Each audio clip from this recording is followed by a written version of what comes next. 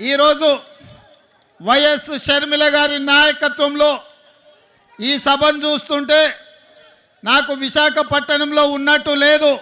హైదరాబాదు నగరంలో తెలంగాణలో నేను నా కార్యకర్తలతో ఏర్పాటు చేసిన సభ ఎంత విజయవంతం అవుతుందో, వేలాది మంది వచ్చి అండగా నిలబడతారో ఇవాళ ఇక్కడ చూస్తుంటే నాకు హైదరాబాదు నగరంలో కాంగ్రెస్ పార్టీ సభను ఏర్పాటు చేసినట్టుగా ఉంది.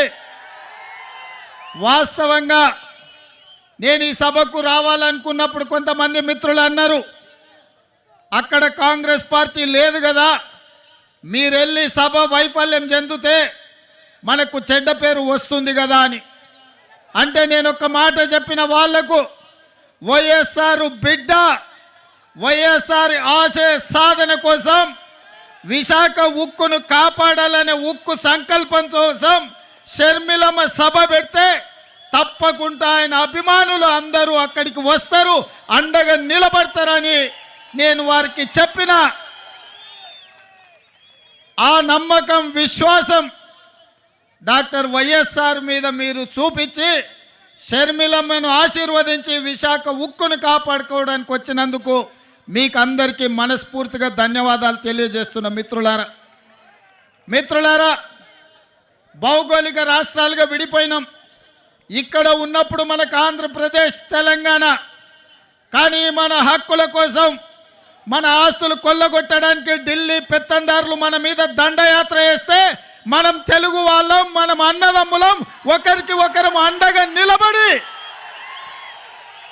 ఢిల్లీ నుంచి సుల్తానులు వచ్చినా, జాగీర్దారులు, జమీందారులు వచ్చినా తెలుగు గడ్డ మీద ఇటుక పెళ్ళను కూడా తీయలేరు, విశాఖ ఉక్కును ఒక ఇంచు కూడా కదిలించలేరు అని చెప్పి నేను ఈ సందర్భంగా తెలియజేయదలుచుకున్నా.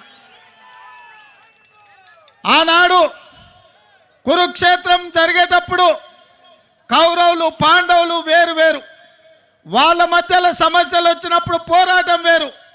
కానీ వాళ్ళ మీదికి ఎవరైనా దండెత్తితే వాళ్ళు 105 అయి అందరూ కలిసికట్టుగా నిలబడి వాళ్ళ ప్రాంత ప్రజల్ని, వాళ్ళ హక్కులను కాపాడుకోవడానికి కొట్లాడేవాళ్ళు.